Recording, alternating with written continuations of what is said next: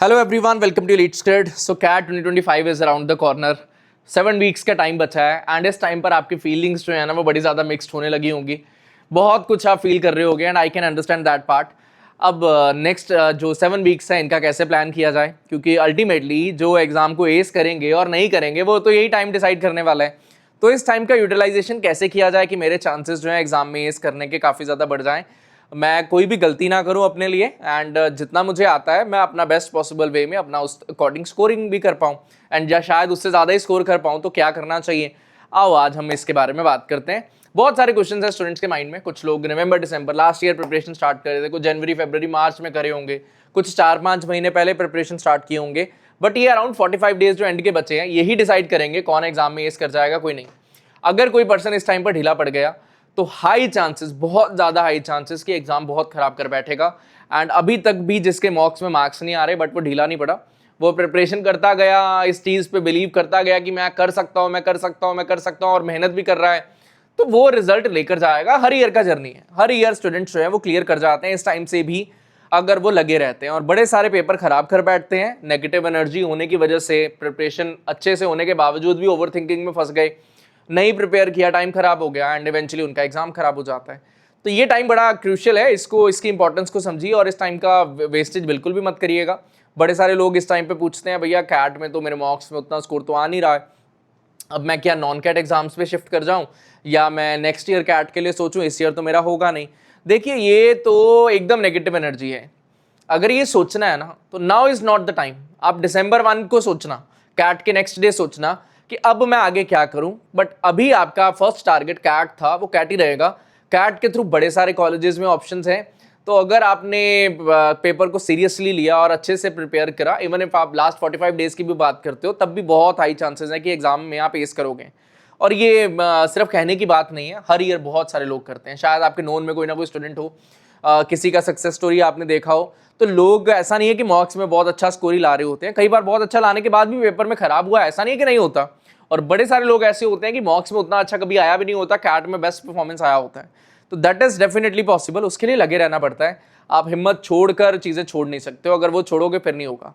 ठीक है, now if we talk about VARC, DLR and quants, preparation wise, subject wise कैसे होगा। देखिए ये फेज जो है ना, ये कंसोलिडेशन का फेज आ चुका है। इस टाइम पर रैंडम जाना बहुत ही बड़ा भूल है। रैंडम एज इन कहीं से कोई क्वेश्चन दिख गया, चलो जी सॉल्विंग करने बैठ गए, किसी ने कोई क्वेश्चन भेज दिया, चलिए जी सॉल्विंग करने बैठ गए, वो एब्सोल्युटली वेस्टेज ऑफ टाइम होगा। इस टाइम पर आपका फोकस है रिवीजन करना, अपनी चीज़ों को इंटेक्ट करना, अपनी प्रॉब्लम पॉइंट्स को समझना एंड उनके ऊपर काम करना, रेदर देन कुछ भी सॉल्व करना। इस टाइम पर आप मॉक्स दोगे, उनका एनालिसिस करोगे, मैराथन्स करोगे, रिवीजन सेशंस अटेंड करोगे, और इसी पाथ पे आपको आगे बढ़ना है, रेदर देन कोई बहुत बढ़िया क्वेश्चन मिल गया जी, किसी मेरे फ्रेंड ने भेजा था, मैं तो आज सॉल्व करके रहूंगा, कोई फायदा नहीं है। मोस्ट ऑफ द टाइम्स ऐसा होगा कि उनका सोल्यूशन कहीं पर एग्जिस्ट भी नहीं कर रहा होगा और आप रैंडमली उस पर समय बर्बाद कर रहे हो जिसमें से कुछ निकलने वाला नहीं है, और एग्जाम ओरिएंटेड वो इंपॉर्टेंट भी नहीं है। तो क्या ही नीड पड़ा है उसके अंदर टाइम वेस्ट करने का। Apart from that, if we talk about past year questions, अगर मैं कैट क्वेश्चंस के बारे में बात करूं, अगर आपने अभी तक वो नहीं करे हैं 2017 ऑनवर्ड्स क्वेश्चंस, तो भैया समझ जाओ आप अपने लिए अच्छा कर नहीं रहे हो। फॉर ईजी स्टूडेंट स्पेशली हमने काफ़ी बार आपको इन्फॉर्म किया है कि कैट के एक्चुअल क्वेश्चन से बेटर सोर्स इस टाइम पर कुछ भी नहीं है। अगर आपके वो पेंडिंग चल रहे हैं, अभी तक आपके वो कंप्लीटेड नहीं है, तो आपको ये समझना पड़ेगा आप जस्टिस नहीं कर रहे हो अपनी प्रिपरेशन के साथ में, आप उनको कंप्लीट करिए। अब से लेकर कैट तक for easy students and non easy students as well, दोनों के लिए एक कंबाइंड टारगेट होगा। जो ईजी स्टूडेंट्स हैं, आपको पता है वीकली शेड्यूल आता है, मैराथन्स हैं, मॉक्स के एनालिसिस सेशंस हैं, रिवीजन सेशंस है, आपको वो कंटिन्यू करना और आगे बढ़ना है, टेस्ट अपने कंप्लीट करने हैं एंड आगे बढ़ना है। सेम चीज़ नॉन ईजी स्टूडेंट्स के लिए भी, वो जिस भी कोचिंग का पार्ट है वहाँ पर सेशंस होते होंगे, वो कंटिन्यू करेंगे एंड आगे वो बढ़ेंगे। पढ़ते जाना होगा। इस टाइम नेगेटिविटी से दूर रहिएगा। अगर कोई स्टूडेंट आपको ऐसा है जो बार बार रोज कहता है यार मेरा तो कुछ होना नहीं, मेरा तो कुछ होना नहीं, बार बार बार बार बार बार नेगेटिव एनर्जी आपके मन में भर रहा है, तो भैया डिस्टेंस कर लीजिए। ठीक है, उसके ऊपर टाइम स्पीड डिस्टेंस अप्लाई कर लो कि भैया ये बंदे से 2 महीनों के लिए बड़ी स्पीड के साथ में बहुत बड़ा डिफरेंस जो है वो क्रिएट कर लेना है, बहुत ज़्यादा डिस्टेंस क्रिएट कर लेना है, इस बंदे से मुझे दूर रहना है। पॉजिटिव लोग अगर मिल रहे होंगे बहुत बढ़िया बात है, अगर नहीं मिल रहे होंगे तो अपने आप को पॉजिटिव बनाओ और अपनी प्रिपरेशन करो। रिजल्ट जो भी होगा नहीं होगा दैट्स फाइन, वो अलग बात है, बट उस रिजल्ट को आने से पहले जो पॉसिबल एफर्ट्स मैं डाल सकता हूँ आज के दिन पे, आज प्रिपरेशन के लिए, अगर मैं वो नहीं डाल रहा हूँ तो मैं जस्टिस कर नहीं रहा हूँ। ठीक है, तो उसका थोड़ा ध्यान रखिए। अपने प्रॉब्लम पॉइंट्स को समझने का तरीका क्या है, आपको पता है कि यार अरिथमेटिक अलजेब्रा मान लीजिए आपका अच्छा है, मान लीजिए आपका वीक है, ज्योमेट्री आपका अच्छा है, वीक है, आपको पता है आपके जो टॉपिक्स वीक हैं आपको वो पता होना चाहिए at this point of time. अगर वो नहीं पता तो वो बुरी बात है, वो मॉक एनालिसिस आप अच्छे से नहीं कर रहे हो, वो समझिए सो दैट आप उनके ऊपर इंप्रूवमेंट कर पाए। इस टाइम पर क्या नए टॉपिक्स करने चाहिए या नहीं? देखिए बड़ा ही ये वैसा वाला क्वेश्चन है कि इस पर बड़ी लंबी डिस्कशन चल सकती है कि यार ये टाइम पर नया करे या नहीं करे, बट मेरा ये मानना है, मेरा पॉइंट ऑफ व्यू ये है कि अगर कोई नया चीज आप लेवल 1 की डिफिकल्टी लेवल तक सीख सकते हो तो एग्जाम में अगर इजी क्वेश्चन आएगा you will be able to solve it. ऐसा नहीं होगा कि एग्जाम में आपको टॉपिक नहीं आता है, बहुत ईजी था बट आप फिर भी नहीं कर पा रहे हो क्योंकि भैया मैंने तो पढ़ा ही नहीं जी यार, मैं तो रह ही गया, मैं तो सॉल्व ही नहीं कर पाया। एग्जाम के डे पे आप शायद सोच रहे हो यार पेपर में बैठे यार ये तो मैं देख रहा था यार, मैंने सीखा नहीं, क्यों नहीं सीखा, ये तो सॉल्व हो सकता था, मैं नहीं कर पा रहा हूँ।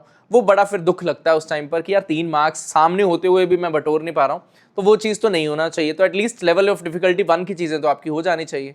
60-70% तक का काम आपने कर लिया है, लास्ट 45 डेज में ये सारी चीज़ों के ऊपर आपको काम करना है। मॉक स्ट्रेटजी बड़ी ज़्यादा इंपॉर्टेंट है, बट मॉक स्ट्रेटजी एक फेज है, सेकंड फेज साथ में आपका नॉलेज भी है। तो नॉलेज अगर स्ट्रांग होगा, मॉक स्ट्रेटजी अप्लाई करना सीख जाओगे विद मॉक्स। जब ज़्यादा से ज़्यादा मॉक्स दे रहे होगे, एनालिसिस कर रहे होगे, आपको प्रॉब्लम पॉइंट्स पता चलेंगे, उन पर काम करोगे एंड ऑटोमेटिकली आपका स्कोर जो बेटर होना स्टार्ट होगा। तो वो बात है बड़ी इंपॉर्टेंट। अब VARC के लिए बात करें यार, रीडिंग कॉम्प्रीहेंशन रेगुलर बेसिस पे अगर PYQs में आपके कंप्लीटेड नहीं है तो यार रोज रोज लगाने लगो ना, क्यों उनको छोड़कर बैठे हुए हो, करना पड़ेगा। बड़े सारे लोग पूछते हैं यार ये स्पेसिफिक टेस्ट सीरीज का VARC ज्यादा बेटर है कैट के पॉइंट ऑफ व्यू से या ये स्पेसिफिक का, there is no answer to that. ऐसा नहीं हो सकता यार, कैट हर ईयर सेम डिफिकल्टी लेवल के क्वेश्चन नहीं बना रहा, सेम तरह के आरसीज नहीं बना रहा, हर ईयर कुछ ना कुछ फ्लक्चुएशन है, ऑप्शन हर बार अलग अलग हैं। मॉक्स का पॉइंट ऑफ व्यू ये है कि यार आपको डिफरेंट पॉइंट ऑफ व्यूज मिल पाए, ये मॉक्स आपको हेल्प करते हैं। बट एक्चुअल कैट तो एक्चुअल कैट है, तो अगर आपको प्रैक्टिस करना है, आपके अभी तक PYQs कंप्लीटेड नहीं है तो आपको करना चाहिए। अब मैं यार मॉक्स छोड़ देता हूँ, मैं ना रिवीजन करता हूँ, मेरे मॉक्स में मार्क्स नहीं आ रहे, मुझे लगता है यार मैं मॉक्स अगर छोड़ दूंगा 10 दिन के लिए, मैं रिवीजन करूंगा तो नेक्स्ट मॉक में मेरे मार्क्स आ जाएंगे। देखिए मॉक्स के मार्क्स ना सिर्फ और सिर्फ आपकी रिवीजन के ऊपर तो डिपेंड नहीं करते, मॉक्स के मार्क्स और भी बड़ी चीज़ों पे डिपेंड करते हैं। आपका नॉलेज कैसा था, आपने वो मॉक को कैसे अटेम्प्ट करा, 2 घंटे तक आप कितना कंसंट्रेशन मेंटेन कर पाए, ये मॉक्स के मार्क्स इस चीज़ पे भी डिपेंड करते हैं। नॉलेज तो आपने ले लिया जो लेना था, रिवीजन करने के लिए मॉक्स का एनालिसिस से बेटर कोई चीज़ है ही नहीं इस टाइम पर। अगर 66 क्वेश्चन एक पेपर में आ रहे हैं, आप उनको अटेम्प्ट कर रहे हो, 66 क्या रेदर 68 क्वेश्चन ही आ रहे हैं, तो अगर आप उनका एनालिसिस कर रहे हो, सेल्फ सॉल्विंग कर रहे हो विदाउट टाइमर, तो automatically means that you are revising the whole syllabus. आप खुद से पूरा सिलेबस एक एक क्वेश्चन थोड़ी ढूंढ पाओगे, बट मॉक में आपको सारे सिलेबस से क्वेश्चंस मिल जाते हैं, तो एक बार में आपका रिवीजन हो जा रहा है, तो उससे बेटर तो कुछ भी नहीं हो सकता। तो उसकी गहराई को समझिए और मॉक्स रोकने का गलती मत करिए। अगर अभी तक आपने मॉक्स स्टार्ट ही नहीं करे हैं तो भैया स्टार्ट कर लो, किस चीज़ का वेट कर रहे हो, नेक्स्ट ईयर थोड़ी काम आएंगे, एक्सपायर हो जाएंगे ये वाले मॉक्स, इस ईयर ही है। तो इस ईयर को अच्छे से यूटिलाइज करके मॉक्स को आगे बढ़ जाओ, उन्हीं को बहुत ज़्यादा डिले आप कर रहे हो और डिले ना करिए, ठीक है। अब बात करते हैं जी DILR का, मेरा फेवरेट हो गया जी DILR के बारे में। अगर बात करते हैं DILR के लिए, बड़े सारे लोग ये कहते हैं यार मुझसे तो सॉल्विंग ही नहीं होता पेपर के टाइम पर, पेपर के बाद तो मैं मस्ट सॉल्विंग करता हूँ 2 पजल्स, पेपर में तो मेरा एक भी नहीं बन पा रहा। भैया पहले तो थॉट प्रोसेस में बहुत बड़ा ब्लंडर है। थॉट प्रोसेस में ब्लंडर क्या है कि यार 2 अगर पेपर के बाद सॉल्व करके अगर खुश है तो पेपर में आप समझ लो एक भी शायद ना हो पाए, क्योंकि वो माइंडसेट नहीं है। माइंडसेट कैसे आएगा, जब उतना लेवल पे सॉल्विंग करना आता होगा। सॉल्विंग करना कब आएगा, जब एनालिसिस के टाइम पर खुद से क्वेश्चन बनाए होंगे। पेपर में विद टाइमर आप ये समझ लो आप 100% जितना पेपर के बाद कर पा रहे हो उतना पेपर के अंदर नहीं कर पाओगे, ये फैक्ट है। पेपर में शायद आप 50, 60, 70% तक कर लो, 70% बहुत बड़ा नंबर है, बट उतना नहीं अचीवेबल है। तो आपको पेपर के बाद विदाउट टाइमर नंबर्स बहुत ज्यादा आपके आने चाहिए, मैक्सिमम क्वेश्चंस आपसे खुद से सॉल्व होने चाहिए, सो दैट टाइमर की जब बात आए तो तब भी आपका दिमाग चलना स्टार्ट हो। वो तभी चलेगा जब आपका नॉलेज एक्चुअल में होगा। अगर आप में से कोई ऐसा स्टूडेंट है जो अभी तक जिसको पेपर अटेम्प्ट करना नहीं आया DILR का, एंड ही और शी वांट्स कि मैं उसके ऊपर भी एक वीडियो बना दूं कि सिलेक्शन कैसे किया जाता है सेट्स का, मुझे एक बार कमेंट कर देना तो मैं उसके ऊपर भी वीडियो बना दूंगा। बट इस टाइम पर आपको सेट सिलेक्शन का थोड़ा थोड़ा आइडिया लग जाना चाहिए, आपके स्ट्रॉन्ग एंड वीक टॉपिक्स का आइडिया लग जाना चाहिए। ये क्वांट्स, VARC, DILR तीनों के लिए एप्लीकेबल है। सॉरी, क्वांट्स में आपको पता होना चाहिए स्पेसिफिक टॉपिक्स मेरे स्ट्रॉन्ग जोन के हैं, ये स्पेसिफिक टॉपिक्स मेरे वीक जोन के हैं। सेम चीज़ फॉर DILR, सेम चीज़ आपके VARC के लिए भी, कि RC में आपको पता है यार VA में पैराजंबल आपका वीक है, मुश्किल से 20 पैराजंबल अटेम्प्ट करते हो 2 सही होते हैं, तो क्या नीड पड़ा उसके अंदर बहुत ज़्यादा टाइम देने का। अटेम्प्ट कर लो, 1-1.5-2 मिनट लगाओ, अटेम्प्ट कर लो, बहुत ज़्यादा टाइम देने का नीड नहीं है ना पैरा जंपल में। आप मे भी प्रैक्टिस कर रहे हो बहुत ज़्यादा पैरा जंपल में, आपको दिख रहा है यार एक्यूरेसी उतना आना नहीं है टीटा में, या बहुत डिफिकल्ट है उसका एक्यूरेसी लाना, और ऑन द अदर हैंड पैरासमरी है या FIB है या आरसीज है, उनमें जल्दी एक्यूरेसी लाया जा सकता है, तो उनके ऊपर ज़्यादा काम करिए, पैरा जंपल्स पे ना करिए। ऑन द स्पॉट आपको जो लगता है पैरा जंपल के लिए, आप ऑप्शन टिक टिक टिक टिक करो एंड आगे बढ़ जाओ। बहुत ज़्यादा टाइम उनमें इन्वेस्ट ना करो, लिमिटेड टाइम है, अपने रिसोर्सेज को सही से यूटिलाइज करना पड़ेगा सो दैट आप बेस्ट पॉसिबल तरीके से आगे बढ़ पाएं। अब एक चीज़ और, बड़े सारे लोग कहते हैं कि यार मैं आपसे रोज मॉक्स दूं या क्या करूं। देखिए आपके मॉक्स जो है ना वो आपके मार्क्स नहीं बढ़ाएंगे, आपका एनालिसिस बढ़ाएगा। तो अगर आप मॉक्स दे रहे हो without analysis, that is of no use. आपको एनालिसिस अच्छे से करना होगा, अगर आपने एनालिसिस करा होगा अच्छे से तभी आप एग्जाम में एज जो है वो कर पाएंगे, ये ध्यान रखिएगा। With each and every mock अगर उसका एनालिसिस अच्छे से कर रहे हो, 5 से 7 मार्क्स अगर आपके बढ़ जाएं ऑन एवरेज, तो वो बहुत बड़ा नंबर है। एंड अगर आपके मार्क्स बहुत कम आ रहे हैं, अभी 50 से नीचे आ रहे हैं, तो 5, 7, 8, 10 मार्क्स बढ़ाना ईच एंड एवरी मॉक में बहुत बड़ा नंबर नहीं होगा।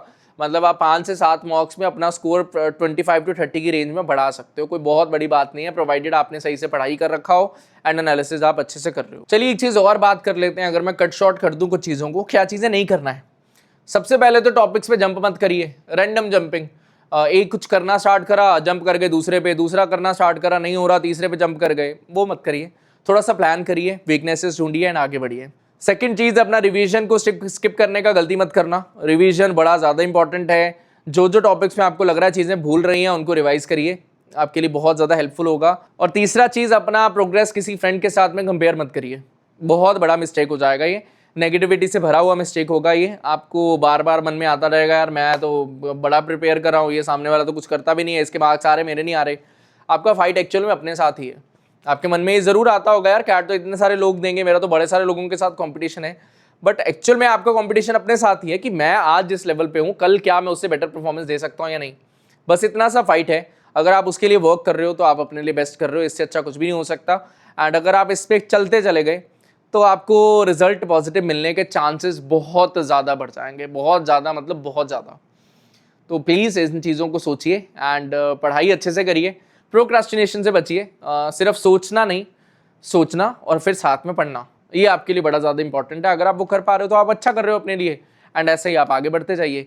एंड मिलते हैं किसी और वीडियो के साथ में। आज के लिए इतना ही। थैंक यू, अपना ध्यान रखें, बाय बाय।